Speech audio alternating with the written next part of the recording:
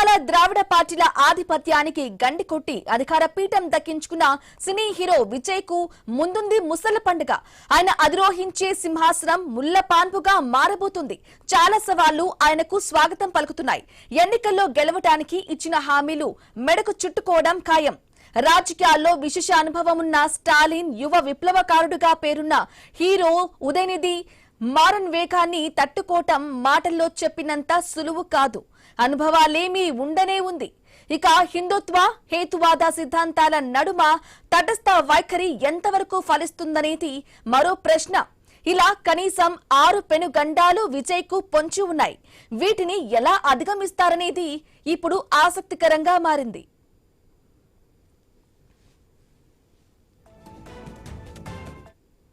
ఇక ఎన్నికల్లో గెలుపు ఒక ఎత్తైతే రాబోయే 5 ఏళ్ల పాలన విజయ్ కి ఒక పెద్ద అగ్ని పరీక్ష కాబోతుంది. అపారమైన ప్రజాదరణతో గద్దెనెక్కిన టీవీకే ప్రభుత్వానికి అడుగడుగునా సవాళ్లు ఎదురుకానున్నాయి. ఆర్థిక లోటు నుంచి అనుభవం లేమి వరకు, మిత్రపక్షాల మద్దతు నుంచి అధికారుల సహకారం వరకు విజయ్ ముందు అనేక గండాలు పొంచి ఉన్నాయి. ఇక విజయ్ తన ఎన్నికల మేనిఫెస్టోలో ప్రజలకు ఆకాశమే హద్దుగా హామీలు ఇచ్చారు. ముఖ్యంగా నెలకు 4,000 రూపాయల నిరుద్యోగ భృతి హామీ యువతను ఆకట్టుకుంది. యువత పెద్ద ఎత్తున విజయ్ కు ఓటేయడానికి ఇదో కారణం. మహిళలకు ప్రతి నెల 2,500 రూపాయలు ఇస్తామని, ఇక పెళ్లి కానుకగా 8 గ్రాముల బంగారం పట్టుచీర ఇస్తామని చెప్పటంతో మహిళలు కూడా పెద్ద ఎత్తున విజయ్ కి ఓటు వేశారు. ఇలాంటి ఎన్నో హామీలు ప్రజలను ఆకట్టుకున్నాయి. అయితే ఈ హామీలన్నిటినీ అమలు చేయాలంటే ఏడాదికి 1,00,000 కోట్ల రూపాయలకు పైగా అదనపు నిధులు అవసరం. అయితే ఇప్పటికీ అప్పుల ఊబిలో ఉన్న తమిళనాడు ఆర్థిక వ్యవస్థపై ఇది పెనుభారం. ఒకవేళ నిధులు సమకూర్చలేక హామీలు నెరవేర్చకపోతే ప్రత్యర్థి పార్టీల నుంచి విమర్శలు రావటమే కాకుండా ప్రజల్లో ఉన్న క్రేజ్ ఒక్కసారిగా తగ్గిపోయే ప్రమాదం ఉంది.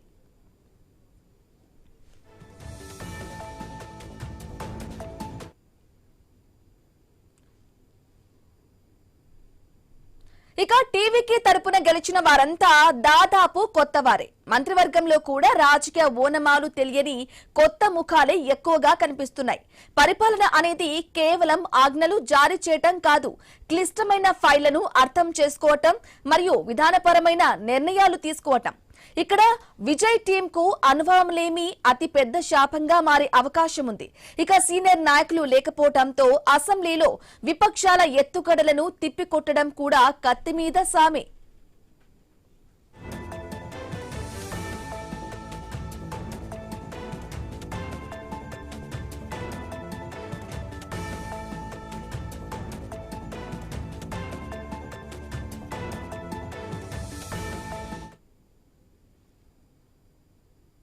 అయితే దశాబ్దాలుగా తమిళనాడులో అధికారులు డిఎంకే లేదా అన్నా డిఎంకే వర్గాలుగా విడిపోయి ఉన్నారు.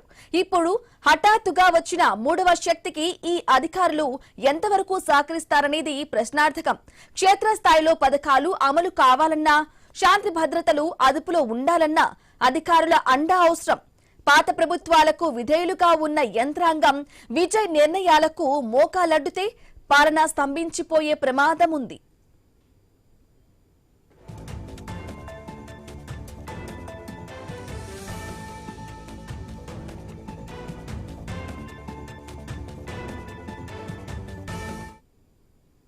ఇక రాజకీయ సమీకరణాలు చూస్తే విజయ్ కి సొంతంగా పూర్తి మెజార్టీ లేదు. కాంగ్రెస్, కమ్యూనిస్టులు లేదా పీఎంకే వంటి పార్టీల మద్దతుపై ప్రభుత్వం ఆధారపడాల్సి ఉంటుంది. ఇక మిత్రపక్షాల డిమాండ్లు, వారి అసంతృప్తులతో ప్రభుత్వం ఎప్పుడు కుప్పకూలిపోతుంది అన్న భయం వెంటాడుతూనే ఉంటుంది. అటు కేంద్రంలో కూడా బలమైన మద్దతు లేకపోవటం, రాష్ట్రానికి రావాల్సిన నిధుల విషయంలో కేంద్రంతో పోరాడాల్సి రావటం విజయ్ పాలనకు మరో ఆటంకం. ఇక డిఎంకే అనేది కేవలం ఒక రాజకీయ పార్టీ మాత్రమే కాదు, అది తమిళనాడులోని ప్రతి గ్రామంలోనూ ప్రతి గల్లీలోనూ శాఖలు కలిగిన ఒక భారీ వ్యవస్థ. విజయ్ పార్టీ టీవీకేకి అభిమానులు ఉండవచ్చు, కానీ డిఎంకేకి శిక్షణ పొందిన కార్యకర్తలు ఉన్నారు.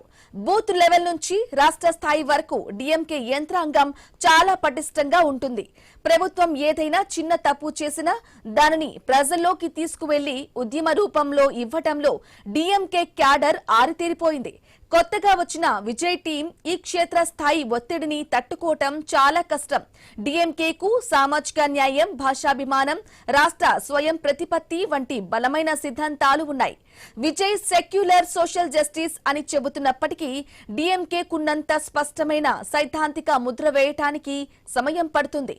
ప్రతిపక్షంలో ఉన్నప్పుడు డీఎంకే తన సిద్ధాంతాలని ఆయుధాలుగా చేసుకుని విజయ్ తీసుకునే ప్రతి నిర్ణయాన్ని ద్రవిడ వ్యతిరేకం అని ముద్ర వేసే ప్రమాదం ఉంది. ఉదయనిధి స్టాలిన్ ప్రస్తుతం తమిళనాడులో అత్యంత ప్రభావవంతమైన యువ నాయకుడు. ఆయన ప్రధాన ప్రతిపక్ష నేతగా ఉండటం విజయ్కి ఖచ్చితంగా ఇబ్బందికరమే.